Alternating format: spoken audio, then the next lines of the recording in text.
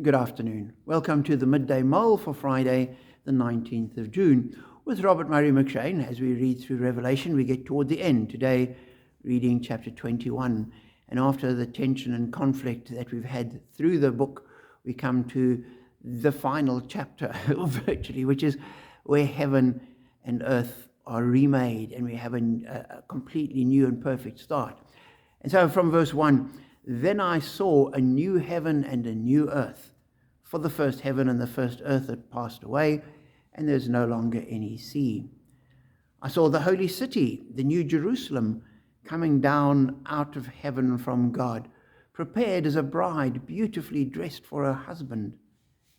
And I heard a loud voice from the throne saying, "Look, God's dwelling place is now among the people, and he will dwell with them. They will be his people, and God himself will be with them and be their God.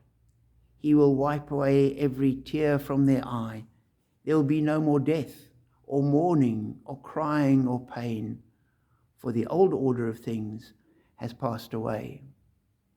And this wonderful glimpse of a new order where all that is evil and imperfect and problematic is gone, which is where it says that there's no sea. It's not that you can't go fishing in the sea in the new earth, but the sea was a symbol of chaos and of a threat, and that's all removed. We have this perfect existence, and that's what we look forward to as Christians. Today we had a funeral of one of the members of the congregation, had been a member for years, and to be able to say, as a Christian, as you come to the end of your life, we know where you've gone. Jesus has come to take you to be with him in this new Jerusalem, in this perfect heaven where there's no longer pain or mourning or crying. That's what our future is. And we go on this journey of life with that as our confident hope at the end. Not because of anything we've done, but because the people that get into heaven are those whose names are written in the Lamb's book of life. And there's no ways we can write the names ourselves. We can look to the Lamb, we can look to Jesus, trust in him, and he puts our names in his book, and we have eternity secure.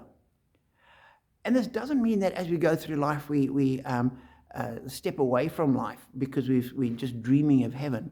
We can engage in life fully. We can live life to the full. We can do all sorts of good things in this life, knowing that ultimately the future is secure. We can face evil. We can face challenges. We can face opposition, knowing that doesn't really matter.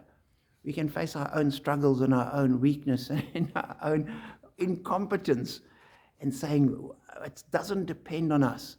It depends on God. And even when life itself is fraught and problematic, we know that ultimately and in eternity, it will be good. It will be perfect. It will be everything we could possibly dream of and more. What a wonderful a promise we have as the people of God.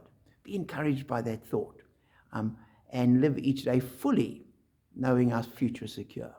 Be blessed.